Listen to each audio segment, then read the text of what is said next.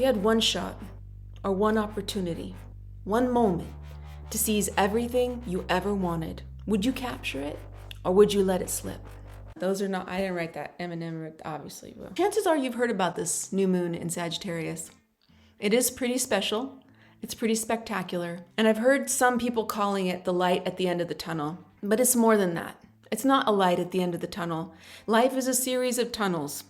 Eventually there's a light at the end, but that's usually when you're going to the other side. So we don't need to see the light at the end of that tunnel yet. What we need to think about is creating a light that we can use from the inside of us within any tunnel we find ourselves in. And that's what we have this chance for in this new moon. Every year there's a new moon in Sagittarius. There's nothing special about new moons in Sagittarius in general. Let's be honest. The new moon happens every single month, and it's always a good time to set intentions, make plans, set seeds for the future. It's pretty generic advice. But what's so special about this new moon? Okay, well, first of all, it's the first new moon that we have had out of the eclipse season for a while. On top of that, in Sagittarius, there's this what they call stellium, which means there's lots of planets in Sagittarius. There's Mercury, there's Venus, there's the moon, and there's the sun. Mercury and Venus both had their Cazimi moment when they fused with the sun, started a new synodic cycle during the last lunar and solar eclipses, respectively. Mercury and Venus are bringing this depth of wisdom from the Scorpio and Taurus realms, from those eclipses.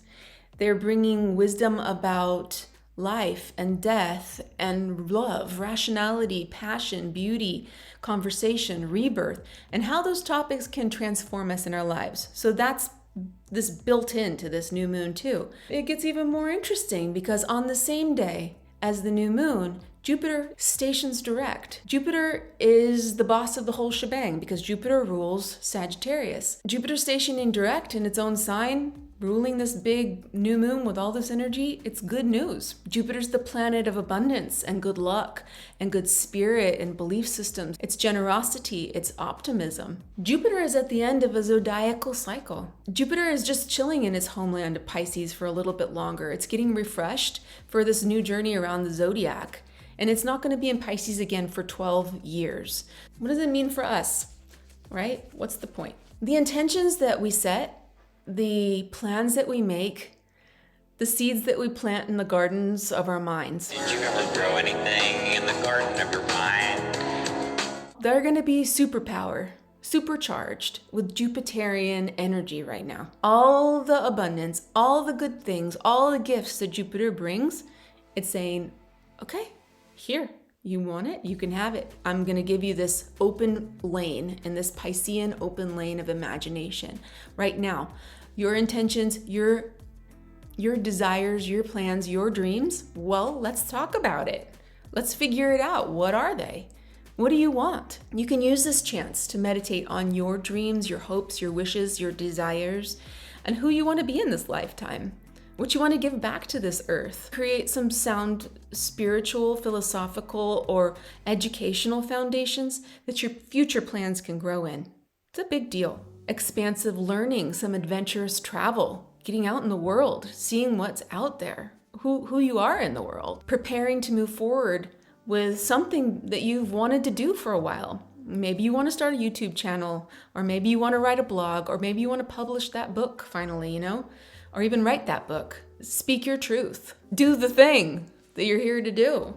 At this time, you can visualize the end goal and let Jupiter and Pisces help you reverse engineer through imagination, through open-mindedness, through love, universal love. Reverse engineer how you're going to get to that eventuality, to your dream, to making that dream come true and who you really are shining out into the world. Why is this important to do now? Well, Jupiter in Aries isn't exactly easy. If you want to watch, I've made a whole video about it. Jupiter enters Aries on December 20th.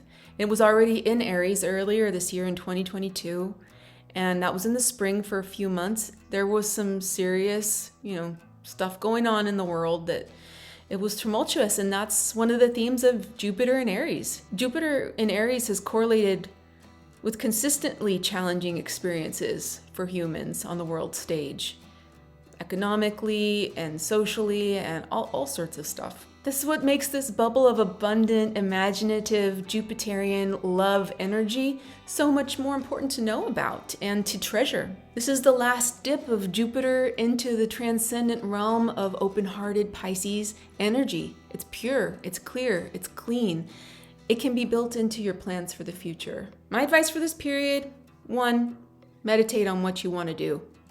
Number 2, from now until December 20th, when Jupiter enters Aries again, be very mindful of the positive paths that are available to you. Be watchful for good experiences, good interactions with others, universal signs or universal gifts coming through your life. Those opportunities will likely come through in the house that you have Pisces ruling. These messages can come to you even in dreams. The messages will be symbolic. A message can be an animal that's relevant to you. The message can be through a song that you haven't heard for a long time. The message could be finding a book on the shelf. So this is a great, wonderful new moon. Yes, it's wonderful. We're going to use it. Important stuff's going to happen with this. One thing we need to remember, Mars is still going retrograde in Gemini. It's going retrograde in Gemini until mid-January, and it's going to be squaring that Neptune energy. Mars is very distracted. It's a very overwhelmed warrior god. So much information, so much confusion, and there may be triggers at times for you to be pulled out of a state of mindfulness into a world of, kind of think about Twitter fights or, stuff that happens in this reality of social media that pulls us into a place that's not even real. You're not real, I'm real. Escapism or even argumentativeness, fighting, those kinds of things. Now, if or when that happens to you, here's what you can do. You can take a step away. If you can, get physically away from the situations. If you're feeling overwhelmed or if you're feeling like something's going on and you just are losing your own control over yourself, step away if you can, remove yourself from the situation. But if you cannot remove yourself from situations, trust me, this breath technique will take you away from these situations and put you back into a state of mindfulness. Here's what you do. You take 4 seconds to breathe in deeply. Hold your breath for 4 seconds. Exhale for 4 seconds, and then wait for 4 seconds. Don't breathe in or out, just be for 4 seconds. Then repeat. Go back into breathe for 4 seconds, hold for 4 seconds, exhale for 4 seconds, and do nothing for 4 seconds. That is going to really get you back into a feeling of calmness, control, and you'll have a situation where you can be more rational about what's going on. The sun and the moon are meeting up at a really interesting spot.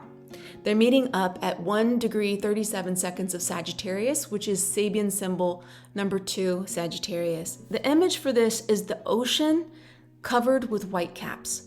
This indicates some energy of turbulence coming up as a part of this new moon cycle. There's some stuff that's going to happen within this period that's going to be tumultuous, and staying calm and centered is the point of the whole thing. This whole new moon cycle is about learning how to calm yourself, center yourself, and find a point to work towards, to find a point to go towards, to find the beacon of light within you that's going to be always there that you can go back to. You can get below the surface of the white caps where things are calmer and do the breath work like we talked about, being in control of your vessel and being in control of your vessel despite the rocky seas. And how do we do that? Well, with the plans and the city calm we create in collaboration with Jupiter during this Jupiter-ruled new moon in Sagittarius, Jupiter in Pisces.